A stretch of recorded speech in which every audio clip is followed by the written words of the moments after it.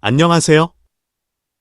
금일은 MSC사의 망갈리아 조선소 인수 추진 소식을 전달드리겠습니다. 망갈리아 조선소가 생소한 분들도 있을 것입니다. 망갈리아 조선소의 간략한 스토리를 듣고 외국 조선소 인수 및 운용이 얼마나 어려운가를 앞으로 조선소 인수 등에 있어 반면교사 삼아야 할 것입니다.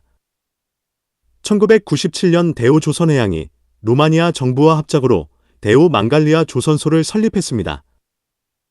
그 이후 조선소 산업의 침체와 조선소 운용에 어려움을 겪고 있던 대우조선해양은 2017년 망갈리아 조선소 지분을 네덜란드 데이먼 시페어드 그룹에 매각했습니다. 2018년 루마니아 정부가 지분 51%, 데이먼이 49%를 보유한 형태로 공동 운영체제로 출범하면서 회사명을 데이먼 시페어드 맹걸라이어로 변경했습니다. 2019-2021년 코로나19 여파로 글로벌 발주 감소, 조선소 운영 차질이 있었으며 고정비 과다로 연간 유지비용 증가, 인건비, 시설 유지 등 했습니다. 또한 주요 발주처 확보 실패, 해양 구조물, 크루즈선 건조 계획 미진으로 수주 부족의 악순환이 시작되었습니다. 이런 과정에 데이먼 측은 조선소 현대화 및 기술 투자에 대한 정부 지원 요구를 했으며 정부는 수익성 우려 및 통제력 약화를 이유로 소극적 대응을 보였습니다. 수차례 담보대출 및 자금 유입 시도에도 불구하고 실질적 구조 개선 실패했습니다. 결국에 조선소 운용이 악화되어 2023년 조선소 운영 중단, 2024년 1월 루마니아 법원에 의해 공식 파산 절차 개시했으며 2024년 중반에 데이먼 그룹, 운영권 반환 시사 및 철수 결정했습니다. 대우조선소해양 및 데이먼이라는 회사가 조선소를 운용을 못하는 회사는 아닐 것이며 왜 망갈리아 조선소는 회복하지 못하고 파산을 거듭하는 것일까에 대한 의문이 있습니다. 몇 가지로 예시로 반면교사 삼아야 할 것입니다. 루마니아 정부 51%와 데이먼 49%. 간 지분 구조 상 정부가 대주주였지만 실질적인 경영 통제권은 데이먼이 행사했습니다. 공공, 민간 협력 사업은 운영 투자, 의사결정 프로세스에 합의 없이 진행하면 위기 시 책임 공방이 발생하는 것입니다. 데이먼은 선진 설계 기술을 보유했지만 망갈리아 현장 설비는 노후화돼 있어 기술력 전파 효과 미미했습니다. 조선소 현대화는 단순한 설계 도입이 아니라 설비 개보수, 인력 재교육, 공정 디지털화까지 포함해야 합니다. 루마니아는 사회주의 체제에서 벗어나 민주사회로 벗어나려 하지만 몇십 년간의 사회주의 체제의 사회적 마인드로 세계 조선소와 경쟁에서 우위를 찾는 것은 쉽지 않았을 것으로 여겨집니다. 대우조선해양이 망갈리아 조선소에 막대한 금액의 투자에도 불구하고도 성공에 실패하고 유럽의 유명 조선소 그룹인 데이먼 역시 조선소 인수 후 다시 경쟁력을 갖추는 것에 실패하였다는 것은 중요한 포인트입니다. 데이먼사 운영하던 망갈리아는 고부가 가치 선박, 크루즈, 해양 설비 등에 초점을 뒀지만 수주 확보 실패로 고정비만 부담이 증가했던 것입니다. 조선소 운용에 필요한 운용자금은 조선소가 선박을 건조하여 자금을 확보하고 새로운 비즈니스를 도모하는 것이 일반적인 로직인 것입니다. 이 같은 순환 구조가 끊어진다면 조선소 운용은 쉽지 않게 되는 것입니다. 데이먼사는 조선소 운영에는 수리, 개조, 중소형 상선 등으로 수익구조 다변화가 필요했던 것입니다.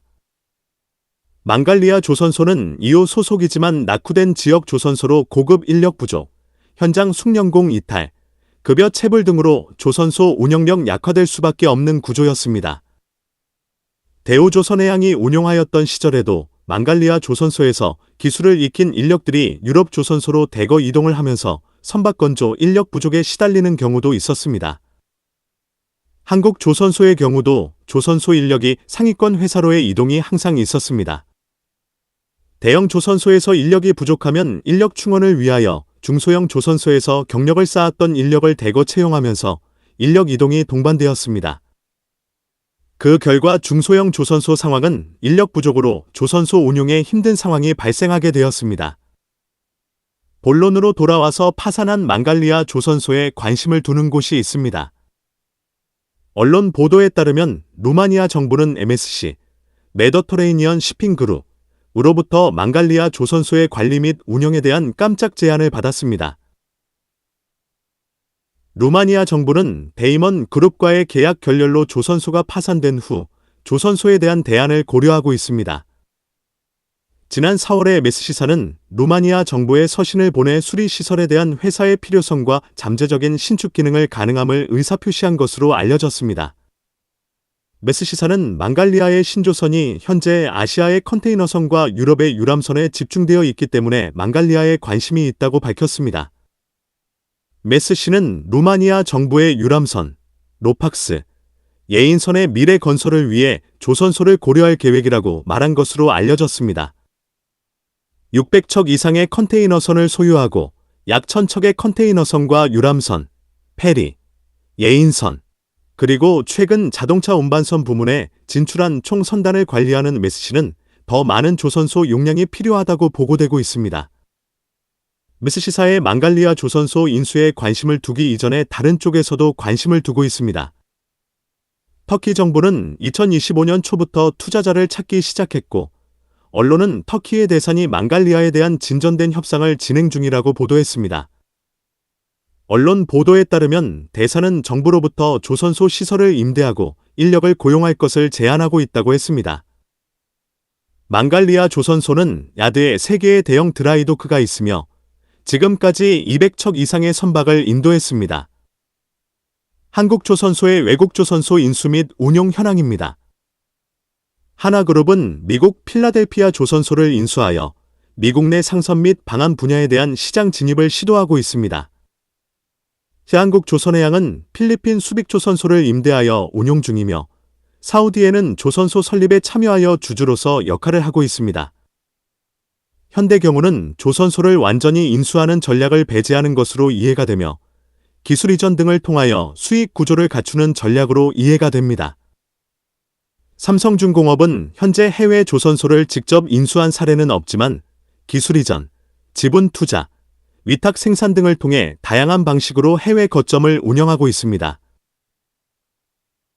중국 닝보와 융청 등지에서 선체 모듈 제작 공장을 운영하며 한국 본사 조선소를 보조하는 역할을 했습니다. 그러나 높은 인건비 및 설비 노후화로 인해 2023년 닝보 공장을 매각하며 중국 내 설비 축소 전략을 추진했습니다. 현재는 융청 공장만 남아 비교적 현대화된 블록 공정 중심으로 운영되고 있습니다. 한국조선소 각사의 외국 조선소에 대한 전략이 상이하며 어떤 부분이 정답인지는 현재로서는 알 수 없습니다. 과거의 역사는 반복되고 있으며 반복되는 역사의 고리를 끊기 위하여는 전략적 접근이 중요한 것으로 이해가 됩니다. 어떤 방식으로 인수회사를 운용하는 것이 회사 이익에 도움이 되는 것인지 철저한 분석이 있어야 할 것입니다. 현재의 망갈리아 조선소 파산이라는 현실과 과거의 예를 통하여 한국 조선소는 반면교사로 삼아야 할 것입니다. 선박 해양 관련 산업 및 기술에 대한 궁금한 점이 있는 분들은 아래의 카페로 방문을 하시면 많은 정보와 도움을 받으실 수 있을 것으로 생각합니다. 감사합니다.